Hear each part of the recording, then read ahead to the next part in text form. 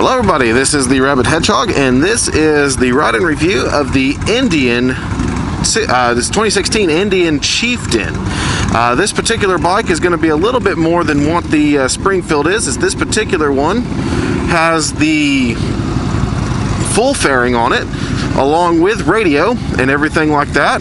So it does have a little bit more of a control group. Hill toe shifting.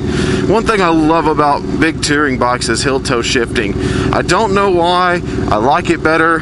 I know the Springfield didn't have it, but this one does, and it makes me happy. So I get to use it once more. Anyway, back to the review. This bike is quite a bit bigger than the Springfield in terms of the weight and everything like that. It's 855 pounds, 5.5 gallon gas tank, 26-inch seat height. This one I do know the stats on because I rode one last year. I just never posted the review on it. This particular one has the standard Indian affair of right side. You have your cruise control here, hazards on off, or your cut switch, and then your starter. Over here you have your radio controls, PTT, horn, and blinkers, self-canceling of course.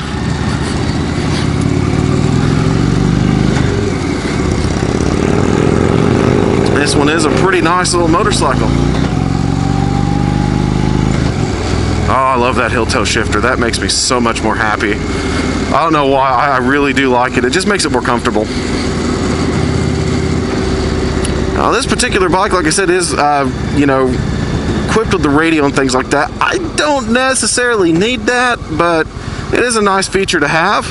It also has power windows, but I haven't got to that yet. Anyway, I'll go ahead and do that. Oh, wait. Or it's already in it. No, it's already in its max position. Well, that was a bummer. I was going to raise it up and go, look at the raises, but no, it was already in max position. That's a little disappointing, but it's not the Roadmaster. The Roadmaster can go much higher. This one still does adequate protection. That's just as good as protection as the Springfield did. The windshield, even though it doesn't come all the way up, I don't feel any buffeting or anything like that. The fairing takes care of a good amount of the wind, so great wind protection. On the fairing, of course, you got where all your readouts are. Your speedometer's on the left, your tachometer and fuel are on the right. In the middle, you have a giant driver information center, and you can go around. Oh, that was kind of close. You can go around and kind of look at where you are. You got your gear indicator, of course, in the front. You do have a range to empty setting, just like you did on the Springfield. This thing turns really well for such a big girl. That's what I like about these Indians. They're so well balanced. They turn really well for such big bikes. 855 pounds, they turn over real well.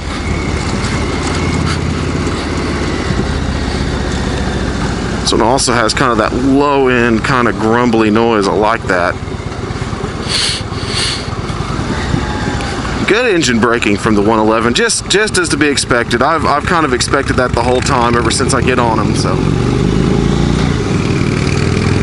I guess the car is going to go ahead and get in front of us there.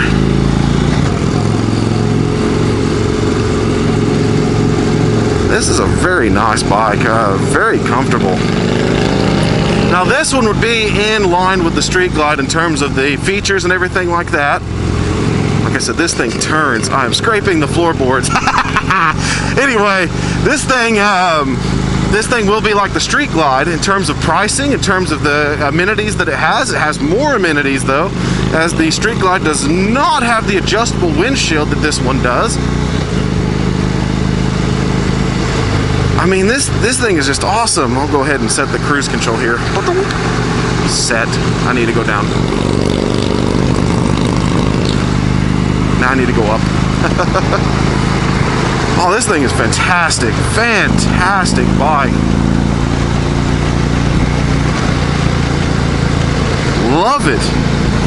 This is better than the Street Glide by a long shot. And I rode the CVO Street Glide, and this one's better. And that CVO Street Glide is $36,000. This one here, in its current configuration, is $24,199. You get ABS brakes, you get the radio, you get the driver information center, you get so much stuff to play with here. You get the let's see, you got the radio there, I've got trip odometers there, I've got instant MPG, average MPG, I've got front and rear tire pressure right there. I've got an engine oil and engine hour meter here, which that's pretty cool. Tells me where the engine oil is, 76% until this one needs to be changed. Voltage. And back to the radio. Oh, this thing is lovely. I know when it gets to it, if I ever go to the big tour, like I said, with Harley, they need to do something, because I mean, they're not as smooth, they're not as refined. These bikes are younger, they're better, they're more refined, they're just more powerful. I mean, Harley owners are clamoring for more power. All they need to do is move to an Indian, seriously. And I mean, I love Harley, don't get me wrong, I own a Harley. But like I said, there's only 3 Harleys or 4 Harleys really that really matter to me, and that's going to be the Sportster, because I love the frame on the Sportster. I wish they'd do something with it and update the Evolution. I mean, but it's still a fantastic bike. I love the Dyna chassis because it's between the touring. You still get the big twin, but you get that Sportster kind of turning and feel. It's got a lot better, you know, it just feels better than that. Then of course the Night Rod, which is my absolute favorite. And I love the street. I really do love that street. I know a lot of people, you know, had some problems with it at first, but I actually have a heart for the street. And that's the Harley bikes that matter to me right now, because they really need to do something about it. They need to step up their game. They need to get better if they want to compete with bikes like this. Like I said, this is only in its basically 2nd year. And this bike is tons better than the Street Glide, which has been around forever. I love this thing. I mean, it rides so much better, so much smoother, so much more comfortable. Doesn't vibrate as bad. You get some through the floorboard. It's not Harley bad though, but you don't get anything in the bars. They're really well done here. I don't feel anything through those. I have nothing but praise. I mean, a lot of people have called me biased on Harley and stuff like that, and it's not true. I'm actually more biased toward Indian. You know, I do ride Harleys a lot. I've ridden almost everything from Harley, and I like them, but there's better. This is a good example of better, is this Chieftain versus the Street Glide. It does have the hard saddlebags in the back. I mean, it's just got a lot of good stuff to it. And this one does have the sissy bar and pad on it. I'll take a picture of it and everything like that. But this is just a great little bike.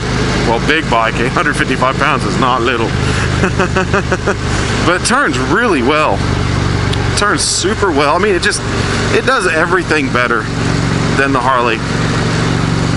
Now, is it as good as Goldwing or, you know, any of the others? No, not really. The Goldwing is much smoother, much smoother. And I would still take the Goldwing over that. This one's got a springed back end. The Springfield has an air shock, is what I found out between rides here. And that gave it that extremely smooth and nice plush ride it had. That was a very good riding bike. But this one's got the bounciness, kind of what you'd expect from Harley. It is a springed ride on this one, so this one will cause some bouncing, some stuff like that. It calls you to go out of the saddle, because I think the suspension travels more than Harley Davidson's, because they're notorious for really short spring travels, like, you know, maybe 3.5 inches at the very most. Well, this one's got probably near 4, but I'll put that in the statistics in the bottom with the rest of the description. But this thing, I mean, that's the only thing, is that it's definitely not as smooth as the, you know, electrically controlled Goldwing. But that thing has a little bit more technological wizardry to make it be smoother than this one. And this one comes in around the same price. Has a little bit less, you know, but it's still very fantastic, well built, very great machine. So I have nothing but praise for it. Great power from this bike. Like I said, the Thunderstroke to me has much more linear power than the 106. It also has much more than the 103 and the 110 Harley, which those bikes, you know, they're very low end. The Victory is very high end. This one it cuts the difference, and it's just smooth and fantastic. I love this bike.